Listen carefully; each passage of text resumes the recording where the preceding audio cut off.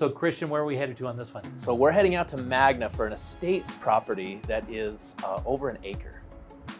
Boy, take a look at this. This is really something really unique. We don't see this a lot.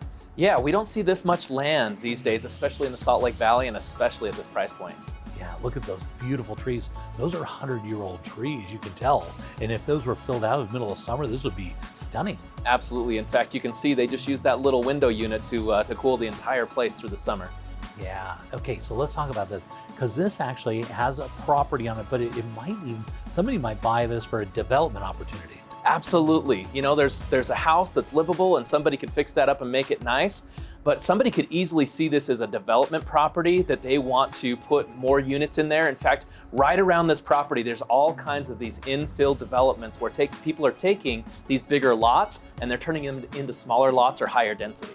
Yeah, and this is when these, of course, when these houses were built, they were built on large land because land was really inexpensive. But now that the market's really compressed, these properties now become, because they have so much land, people are looking at them like, hey, maybe we could build something more and build a couple houses and put them in here. So, you know, and this is one of those properties that gets right on the edge of what's its highest and best use, right? Absolutely. And of course, you can see the house has character. You know, somebody could come in here and really make it their home. And many people that might be looking at this property would be thinking of it from the standpoint that they can have horses, they can have livestock, you know, they can make it their own little farm.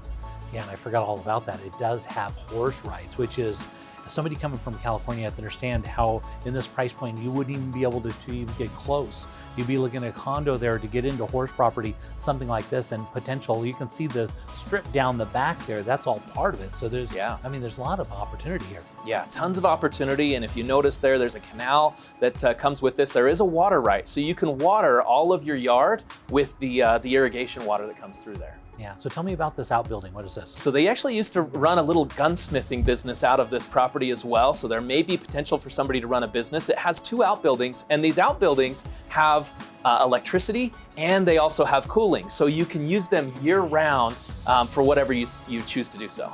Yeah, so unique.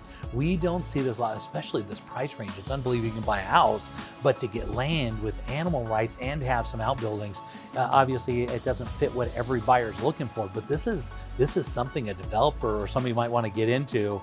I mean, just the trees alone and the land are worth what they're selling this for. Absolutely, and talk about storage. I mean, you have a place for your animals, you have a place for all your stuff, and this is an estate sale. So if somebody sees this property and there's some items that they want to include in the sale, throw them into the contract. We'd be happy to negotiate. Yeah, unique property. I mean, this area is going to be heavily developed over the last few years, and to get something like this, and I mean, that cool little cottage style, this is really, really charming.